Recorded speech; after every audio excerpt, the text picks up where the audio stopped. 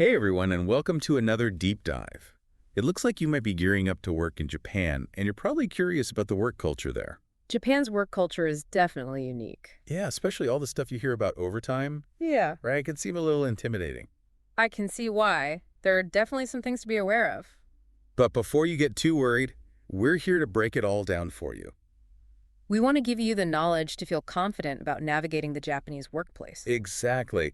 And one of the most important things to understand is this thing called the 36 Agreement. Ah, yes, the infamous 36 Agreement, or sanjū-roku as it's known in Japanese. It's a pretty big deal. Okay, so let's say you land your dream job in Tokyo, but then you hear whispers about late nights at the office and working weekends. It's a common concern for people moving to Japan for work. How can you make sure your future employer isn't going to push you beyond your limits? I mean, legally speaking. Well, that's where the 36 Agreement comes in. It's a legally binding agreement that governs overtime work in Japan. So it's not just like a company policy, it's actual law. Exactly. And it has to be filed with the government, specifically the Labor Standards Inspection Office, for oversight. So there's some accountability there. Absolutely. Wow. For both workers and employers. Okay, so how does this 36 Agreement protect both sides? Well, for employees, it sets clear limits on how much overtime a company can legally ask for. So you're not just working around the clock with no end in sight. Nope. It prevents companies from just demanding endless overtime, protecting the health and well-being of their employees. That's good to know. And what about for employers? For them, the 36 Agreement provides a legal framework for handling those times when there are increased workloads or urgent business needs. I see, so it's kind of a win-win. You could say that. It brings clarity and structure to the whole overtime situation. Now, I know some people might still be thinking, well, Japanese companies just expect everyone to work crazy overtime no matter what, right? There's definitely a perception of that.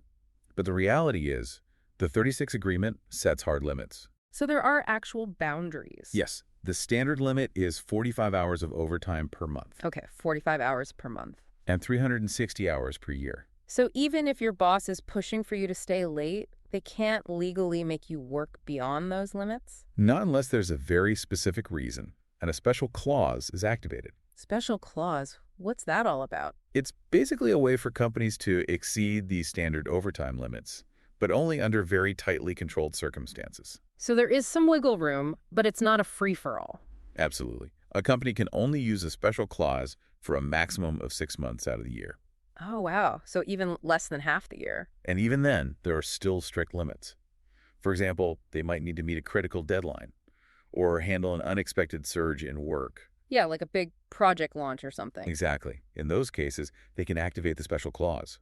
But they still can't go totally overboard. So what are the limits with the special clause then? Well, even with a special clause active, you still can't work more than 100 hours of overtime in a single month. Oh, okay, so there is a ceiling, even in crunch time. And your yearly total, even with the special clause, can't go over 720 hours. So there are still protections in place. I'm starting to feel a bit more reassured about this. Good. And here's another important point. If you're working overtime, your company is legally obligated to provide you with specific health and welfare measures. Like what kind of things? For example, mandatory medical checkups, especially if you're regularly exceeding a certain number of overtime hours. Makes sense. They want to make sure you're not burning yourself out. Exactly. And there are things like guaranteed breaks between shifts, usually at least 11 hours, so you're not working until midnight, and then expected back at your desk bright and early at 8 a.m. the next day. That's definitely needed to recharge and recover. Right. And some companies go above and beyond with things like offering on-site gyms, subsidized massages, even mental health counseling. Oh, wow. That's really impressive. It shows they're recognizing that prolonged overtime can take a toll, and they're taking steps to mitigate those risks. Okay, I'm starting to feel a lot less intimidated about this whole overtime thing. Knowing there are regulations and support systems is reassuring. That's the goal. Now, here's another super important point. Legally, you have the right to access your company's 36 Agreement. Really? It's not like some secret document or anything. Nope. It should be readily available, like in your company handbook or through your HR department. So if a potential employer is hesitant to show you their 36 Agreement, That's a red flag. Huge red flag. Yeah. It's a sign that they might not be taking those regulations as seriously as they should be. And that could spell trouble down the line. Exactly. Okay, I'm getting the feeling that this 36 agreement is like a shield for employees in Japan. Think of it as a safety net, setting clear boundaries and offering some peace of mind. It protects your well-being and gives you some leverage to negotiate your working conditions. Exactly. Don't be afraid to ask questions. Set your own limits and advocate for what you need to stay healthy and productive. That's great advice. So let's say you've landed that job in Japan. You're excited, but want to make sure you're on top of things when it comes to the 36 agreement. What would you recommend? Don't just passively accept whatever your company tells you. Be proactive. Seek out that 36 agreement yourself. Review it carefully. Don't be afraid to ask for clarification on anything that seems unclear or a little iffy. Exactly. Knowledge is power. Right. Knowing your rights empowers you to have those conversations and advocate for yourself. 100%. And remember, even though the 36 agreement provides this legal framework, the workplace culture in Japan is complex. Right. There are definitely unspoken expectations and norms around overtime that can vary quite a bit between companies. Things like how your colleagues approach overtime, for example, that's something to pay attention to. Do they prioritize leaving on time, or are they always staying late? It's like those unwritten rules of the game, almost. It's all about observation, asking questions, and figuring out the nuances of your specific work environment. And as you gain experience, you'll develop your own strategies for navigating overtime in a way that works for you and aligns with your career goals. Exactly. It's not one size fits all. Awesome. I think this has given us a really solid foundation for understanding the basics of the 36 agreement. And the importance of being proactive. Now, I am curious about what happens when things go wrong. Like, what if a company tries to bend the rules or just ignores the 36 agreement completely? That's a really important question. And that's exactly what we're going to explore in the next part of our deep dive. So be sure to stay tuned. We'll be back soon to unpack those scenarios and give you even more insights into navigating overtime in Japan. We'll see you there. All right, welcome back. We're diving deeper into this world of overtime in Japan and what happens when things don't exactly go according to plan. Because, let's face it, things don't always go smoothly, right? Exactly. Yeah. So what happens if a company tries to bend the rules a little? Or completely disregards the 36 agreement. Yeah, like what are the consequences? Are we talking about a slap on the wrist? Oh, no, it's way more serious than that. Really? Violating the 36 agreement in Japan? Yeah. It's not just like a minor infraction, it's a legal offense. Oh, wow. With serious consequences. So, like, what kind of consequences? We're talking about hefty fines for companies. Oh, okay. And in some cases, Yeah. even imprisonment for the people responsible. Whoa, they're not messing around. The Japanese government definitely takes worker protection seriously, huh? Absolutely. It's a big deal. And I bet it's not just about legal penalties either, right? You're right. There's also the company's reputation to think about. Oh, yeah, that's true. In Japan, a company's reputation is everything. Makes sense. And if news gets out that they're violating labor laws, Yeah, it could really damage their brand image. totally. Makes it harder to attract new talent, too, probably. Exactly. So there's a lot at stake for companies to stay in line with these regulations. It's like a domino effect, almost. You could say that. Word travels fast, especially nowadays. Okay, so let's switch perspectives for a minute and talk about you, the employee. Okay. What if you're in a situation and you think your company might not be playing by the rules? It happens. Like they're asking you to work way more hours than you agreed on. Or maybe there's some discrepancies with your pay. Yeah, stuff like that. Yeah. What should you do?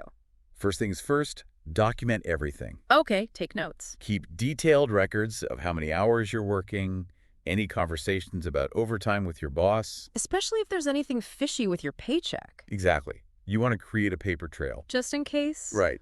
This documentation will be really important if you need to take things further. Okay, so you've got all your evidence. What's next? Go straight to a lawyer. Well, it's usually a good idea to try and resolve the issue internally first. Oh, okay. Talk to HR, explain your concerns, and see if they're willing to address the situation. Give them a chance to fix things. Right. But what if they're not really budging? Or if the situation is just really bad. Yeah, then what? You don't have to just sit there and take it. You have options. You do. Remember, you have rights, and there are people and resources out there to help you. Oh, right. Like who? Remember that Labor Standards Inspection Office? The government books? Yep. They're the ones responsible for enforcing all those labor laws. Right, right. And they have a hotline. No way. Yep. And a website. You Yeah. can report Any suspected violations right there. So if a company's breaking the rules, the Labor Standards Inspection Office is like, we're coming for ya. Pretty much. They have the power to investigate. Give out warning. And fines too, right? You got it. So yeah, they mean business. So you're not just blowing hot air. Nope. And on top of that, Yeah. if you feel like you need some extra guidance, Like one-on-one. yeah, or legal representation, there's always the option of consulting a labor attorney. Oh, okay. They can help you figure out exactly what your rights are, Yeah. help you navigate the legal system, Okay. potentially even file a lawsuit if it comes to that. Yeah. So if it's a real mess, they can help you out. Right. The main thing to remember is you're not alone. Oh, that's nice. Japan has this whole system set up to protect workers' rights. Makes you feel a bit safer knowing that. No. Now, I do want to talk about something we mentioned before, working in research and development. Ah, yes. Because those roles, they often have different overtime considerations, right? You're absolutely right. Because research and development, Yeah, it's unpredictable. it really is. There are breakthroughs, there are setbacks, experiments that run late. You can't always fit it into a neat little 9-to-5 box. So true. So I'm guessing there's a bit more flexibility with overtime in those roles. There can be. In fact, R&D positions, Yeah. they're often exempt from those standard overtime caps we talked about. Wait, really? The 45 hours a month, 360 a year? Yep. So no limits at all. Doesn't that sound a little risky for employees? Well, it's not a total free-for-all. Okay, good. While there might not be those hard caps on the number of hours, companies still have a responsibility, Legally. legally and ethically, Okay. to make sure their R&D employees are safe and healthy. So it's more about keeping an eye on things. Yeah, making sure things don't get too crazy. Right, right. So for these R&D roles, Yeah. it's even more important for companies to really focus on those health and welfare measures. The checkups, the breaks. All of that, and maybe even more. Mental health support, flexible work arrangements, things to help prevent burnout. So it's a different approach. It is. Yeah. But the main goal is the same. Protect the employees. Exactly. And just to be super clear, Yeah. even if you're in R&D, Mm-hmm. exempt from those standard overtime caps, Mm-hmm. you still have the right to see that 36 agreement, You do. track your hours, Always. and speak up if you feel like things are getting out of control. Never be afraid to speak up. So those core rights and protections, they stick with you no matter what. Exactly. It's about knowing your rights and advocating for yourself. Now, this reminds me of something else that's super important for everyone, but especially when you're navigating overtime. And that is, Pay. Making sure you're being paid correctly Yeah. for all that extra work. that's the bottom line, right? Exactly. You've got to be proactive and diligent about this. Don't just quickly glance at your pay stub and assume everything is all right. No, do the math. Right. Break down those numbers, check those hours worked, the overtime rates, make sure it all adds up. Become your own accountant, almost. You got it. And remember, Japanese labor law, it can get pretty complicated when it comes to overtime pay. Oh, really? Different rates can apply depending on, well, a bunch of things. Like what? Like how many overtime hours you've worked, if it's a weekday or a weekend, a regular day or a holiday. So it's not always as simple as time and a half for every extra hour. Nope. Different thresholds, different multipliers. You really got to know what to look for. Okay, so let's say you've done your homework. You've checked your pay stub, triple-checked it even. And you think something's off. There's a discrepancy. What then? Yeah, what do you do? Same as before. Start by trying to sort it out internally. HR again? Yep. Go to HR, show them your calculations, and see if they're willing to correct the error. Sometimes it could just be an honest mistake, right? It could be. Just a little slip up in the system. So yeah, give them the benefit of the doubt at first. But if they're not cooperating, Or the problem keeps happening. remember those resources we talked about. The Labor Standards Inspection Office, those labor attorneys. They're there to help. They've got your back. Exactly. You don't just have to accept an unfair situation. Okay, good to know. You always have options. Now, before we move on, I did want to touch on something with the 36 agreement that we haven't fully explored yet. Oh, what's that? The worker representative. Yes. That's a crucial part of the whole 36 agreement puzzle. Right. They play a pretty big role in shaping that agreement and making sure it actually reflects what employees need. Absolutely. They're the ones advocating for the workers when it comes to those overtime terms. Okay, so remind me, who is this worker representative exactly? Well, think of them as the voice of the employees when it comes to all things overtime. They're involved in the whole process of putting that 36 agreement together. Okay, so it's not just the company calling all the shots. Nope. The representative makes sure it's fair and reasonable for everyone. So it's kind of a checks and balances system. Exactly. And they can't just be anyone either. What do you mean? They can't be a manager or supervisor, for example. Why not? That would be a total conflict of interest. Oh, right. Makes sense. They need to be someone from the rank and file, someone who really gets the concerns of their fellow employees. So no picking favorites or appointing someone who'll just side with management. Absolutely not. And here's the key part. The worker representative has to be chosen democratically by the employees themselves. So it's an actual election. Exactly. No handpicking by the higher-ups allowed. So it's a genuine representative system. That's pretty cool. How does that selection process even work, though? Well, it really depends on the company. Okay. Some companies have an established labor union that handles it. Makes sense. Others might have their own kind of internal elections to choose their representative. So different ways to go about it? Exactly. Yeah. But the main point is it's got to be democratic. Gotcha. But the employer can't get involved in that process at all, right? Nope. They're totally forbidden from interfering. No pressure tactics, no swaying the vote. No way. The workers get to choose freely. That's great. Gives the employees real power in shaping those overtime agreements. It does. Now, remember, even with all these legal safeguards and that worker representation, workplace culture in Japan can be tricky. Oh, right. It's not always black and white. There are often unspoken expectations and norms around overtime. Especially for someone new to Japan, that could be tough to figure out. Definitely. Things like, how do your colleagues approach overtime? Do they stay late all the time? Or are they out the door at 5 on the dot? Exactly. Are there any unspoken rules about after-work gatherings? It's like reading between the lines almost. It is. It's all about paying attention, asking questions, figuring out those little nuances of your specific workplace. Because every place is different. Exactly. And as you spend more time in that environment, you'll develop your own strategies for navigating those overtime waters. Find a way that works for you and your goals. Exactly. It's a journey, and it's unique for everyone. I love that. Okay. Before we finish up this part of our deep dive, I want to circle back to those upcoming changes in Japan's overtime regulations. Yes. You mentioned that starting in April 2024, there are stricter rules coming for more industries. Yep, April 2024. It's a pretty big deal. What does it all mean for someone who's thinking about working in Japan? Well, expanding those stricter overtime regulations, it's a big shift in Japan's work culture. Even though Japan has that reputation for long work hours, it seems like things are changing. They are.